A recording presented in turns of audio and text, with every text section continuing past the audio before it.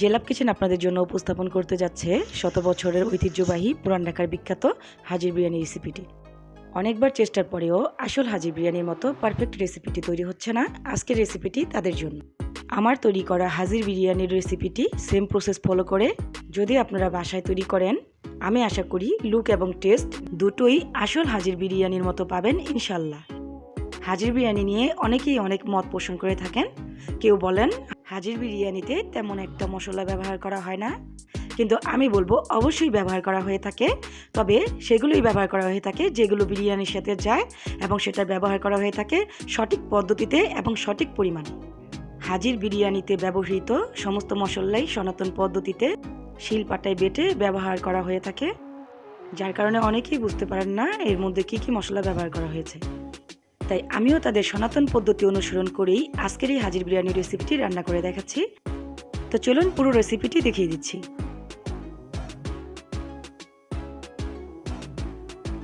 প্রথমে বিরিয়ানির জন্য স্পেশাল একটা মশলা তৈরি করে নিচ্ছি। এই জন্য নিচ্ছি 2 ইঞ্চি সাইজের 2 টুকরো দারুচিনি, এলাচ নিয়েছি 10টি, লবঙ্গ নিয়েছি 10টি, শাহি জিরা 2 চা চামচ, কালো বা শাহি এলাচ নিয়েছি 2টো, সাদা গোলমরিচ নিয়েছি 1 চা চামচ, পোস্ত হাফ টেবিল চামচ, 2টো জয়ত্রী ভেঙে নিয়েছি, ছোটো সাইজের জয়ফলের অর্ধেকটা নিয়েছি, তবে বড় হলে অবশ্যই 3 ভাগের 1 ভাগ নিতে হবে। এখন এই সমস্ত মশলাগুলো শিলপাটায় মিহি পেস্ট করে নিতে হবে। এই পেস্টটা এমন হতে হবে কোনো প্রকার দানা থাকা যাবে না। কাঠবাদাম ও কাজু বাদাম নিয়েছি 4টি করে, পেস্তা বাদাম নিয়েছি 6টি। এই 3 ধরনের বাদাম শিলপাটায় খুব মিহি পেস্ট করে নিতে হবে। বিরিয়ানির জন্য খাসির মাংস নিয়েছি 1.5 কেজি বা 1250 গ্রাম। আমি আমার ফ্যামিলির পরিমাণ অনুযায়ী রান্না করছি, তবে আপনারা চাইলে কম বেশি তৈরি করে নিতে পারেন। সেক্ষেত্রে মাংসের পরিমাণ অনুযায়ী সমস্ত উপকরণ কম বা বেশি পরিমাপ করে নিতে হবে। হাজির বিরিয়ানির পারফেক্ট টেস্ট পেতে চাইলে মাংসটা আপনার সঠিকভাবে নির্বাচন করতে হবে। মাংসের সাথে অবশ্যই কিছু চর্বি ও হাড়সহ মাংস নিতে হবে। প্রথমে বিরিয়ানির জন্য মাংস রান্না করে নেব। সেজন্য প্রথমে চুলায় একটা প্যান বসিয়ে 1 কাপ পরিমাণ খাঁটি সরিষার তেল দিয়ে দিচ্ছি। তেজপাতা দিয়ে দিচ্ছি 3টি, দিয়ে দিচ্ছি 1 কাপ পেঁয়াজ কুচি। পেঁয়াজটা ফুল বেরেস্তা করব না। পেঁয়াজ যখন বেরেস্তা হতে শুরু করে ঠিক সেই সময়ে খুব সুন্দর একটা মিষ্টি ফ্লেভার বের হয়, ঠিক সেই সময়ে আদা রসুন বাটা দিয়ে দেব। আদা বাটা এবং রসুন বাটা দুটোই আমি 2.5 টেবিল চামচ করে দিচ্ছি। একটু পানি দিয়ে মশলাটা ভালোভাবে কষিয়ে নিতে হবে। এখন দিয়ে দিচ্ছি সেই স্পেশাল বিরিয়ানির মশলাটা, যেটা আমি শিলপাটায় মিহি করে বেটে রেখেছিলাম। মশলা বাটার পরে পাটা ধুয়ে রাখা পানিটা দিয়েই মশলাটা আরেকটু কষিয়ে নিচ্ছি। এটাও কিন্তু সনাতন পদ্ধতিরই একটা অংশ। মিহি করে বাটা কাঁচামরিচের পেস্ট দিয়ে দিচ্ছি 2 চা চামচ পরিমাণ।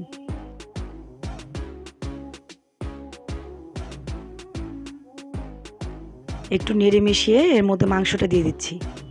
প্রথম 3 মিনিট চুলার হাই হিটে মাংসটা মশলার সাথে ভালোভাবে নেড়ে মিশিয়ে রান্না করে নেব। এখন পরিমাণ মতো লবণ দিয়ে মাংসের সাথে মিশিয়ে একটা ঢাকনা দিয়ে ঢেকে মিডিয়াম আঁচে কষিয়ে নিতে হবে।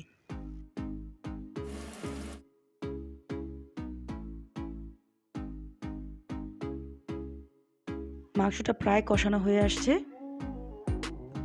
এখন এর মধ্যে দিয়ে দিচ্ছি বাদামের পেস্ট। এখন দিয়ে দিচ্ছি 1/3 কাপ টক দই। দেওয়ার আগে অবশ্যই ভালোভাবে ফেটে নিতে হবে। কাঁচামরিচ দিয়ে দিচ্ছি 5টি। মাংস কষানো হয়ে গেছে। এখন মাংস সেদ্ধ করার জন্য গরম পানি দিয়ে দিচ্ছি 2 কাপ পরিমাণ। মাংস সেদ্ধ হওয়ার উপর নির্ভর করে পানি কম বা বেশি লাগতে পারে। হাজির বিরিয়ানির মাংসগুলো হাতে হালকা চাপ দিলেই কিন্তু খুলে আসে। এটা বুঝেই আপনাকে মাংসগুলো খুব ভালোভাবে সেদ্ধ করে নিতে হবে। এখন অ্যাড করে দিচ্ছি হাফ টেবিল চামচ কেওড়া জল, চিনি দিচ্ছি হাফ চা চামচ পরিমাণ, টেস্টিং সল্ট দিয়ে দিচ্ছি হাফ চা চামচ পরিমাণ। মাংস এবং ঝোল থেকে তেলটা আলাদা হয়ে যাওয়ার সময় পর্যন্ত রান্না করে নিতে হবে। দেখতে পাচ্ছেন মাংস এবং ঝোল থেকে তেলটা পুরো আলাদা হয়ে গেছে। এখন আমি মাংস থেকে সম্পূর্ণ তেলটা আলাদা করে নেব। দেখতে পাচ্ছেন তেলটা সম্পূর্ণ আলাদা করে নিয়েছি। এর মধ্যে কোনো প্রকার ঝোল নেই। মাংস থেকে তেলটা আলাদা করার উদ্দেশ্য হচ্ছে এই ঝোলের মধ্যে যদি আমরা চাল দিয়ে চাল ভেজে নেই, চাল এবং মশলা দুটোই একটু কালচে হয়ে যাবে এবং ফ্লেভারটাও নষ্ট হয়ে যাবে। আপনারা হয়তো দেখেছেন হাজির বিরিয়ানির কালারটা একটু সাদাটে বা চকচকে টাইপের হয়ে থাকে। তাই বিরিয়ানির কালার ঠিক রাখতে চাইলে তেল থেকে মাংসটা এভাবে আলাদা করে নেবেন। চুলায় প্যান বসিয়ে মাংস থেকে আলাদা করে নেওয়া তেলটা দিয়ে দিচ্ছি। তেল গরম হয়ে আসলে চিনিগুড়া পোলাওয়ের চাল দিয়ে দিচ্ছি 600 গ্রাম। চালটা ভালোভাবে ধুয়ে 10 মিনিট পানিতে ভিজিয়ে রেখে পরে ঝরিয়ে রেখেছিলাম। লো টু মিডিয়াম আছে চালটা 4 থেকে 5 মিনিটের মতো ভেজে নিব। চাল ভাজা হয়ে গেছে, এখন এর মধ্যে আমি মাংস অ্যাড করে দেব। চালের সাথে মাংসটা ভালোভাবে মিশিয়ে এর মধ্যে আমি গরম পানি অ্যাড করে দেব।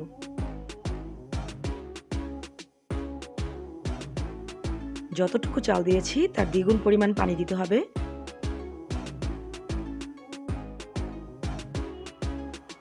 কাঁচামরিচ দিয়ে দিচ্ছি 10টি। লবণ দিয়ে দিচ্ছি পরিমাণ মতো।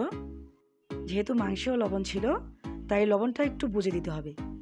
কেওড়া জল দিয়ে দিচ্ছি 1/2 টেবিল চামচ। গুঁড়া দুধ দিয়ে দিচ্ছি 1/2 কাপ পরিমাণ। সমস্ত উপকরণ খুব ভালোভাবে নেড়ে মিশিয়ে নিতে হবে। একটা ঢাকনা দিয়ে ঢেকে অপেক্ষা করছি বলক আসা পর্যন্ত। ঢাকনা খুলে খুব আলতোভাবে নেড়ে দিতে হবে। পোলাও বা বিরিয়ানি খুব আলতো হাতে নেড়ে দিতে হয়। উপরের অংশ নিচে, নিচের অংশ উপরে, ঠিক এইভাবে নাড়তে হয়। বেশি নাড়াচাড়া করলে নরম হয়ে যাবে, ঝরঝরে হবে না। পোলাওয়ের চাল খুব দ্রুত পানি শুষে নেয়, তাই একটা ঢাকনা দিয়ে ঢেকে চুলার আঁচ লোয়ে এনে দমে বসিয়ে বাকি রান্নাটা কমপ্লিট করতে হবে। হাজির বিরিয়ানির অথেন্টিক টেস্ট ও ফ্লেভারের জন্য এই দমে বসিয়ে রাখাটা খুবই জরুরি। এখন এই বিরিয়ানিটা আমি পুরো 30 মিনিটের জন্য দমে বসিয়ে রাখবো। প্রতি 5 মিনিট পর পর নিচের বিরিয়ানি উপরে এবং উপরের বিরিয়ানি নিচে দিয়ে ঢাকনা দিয়ে ঢেকে দিতে হবে এবং এই কাজটা খুব আলতো হাতে করতে হবে।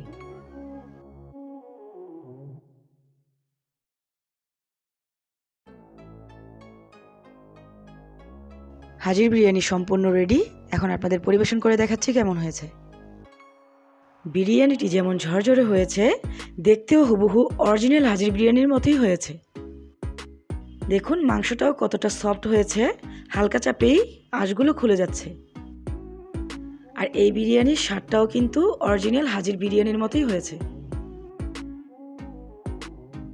যারা হাজির বিরিয়ানি খেয়েছেন তারা যদি আমার এই রেসিপিটি তৈরি করেন তারা অবশ্যই বুঝতে পারবেন আজকের এই হাজির বিরিয়ানির রেসিপিটি আমি কতটা পারফেক্টভাবে তৈরি করেছি। এরকম আরও জনপ্রিয় ও বিখ্যাত অথেন্টিক রেসিপিগুলো পেতে চাইলে আমার চ্যানেলটি সাবস্ক্রাইব করে আমার চ্যানেলের সাথেই থাকুন।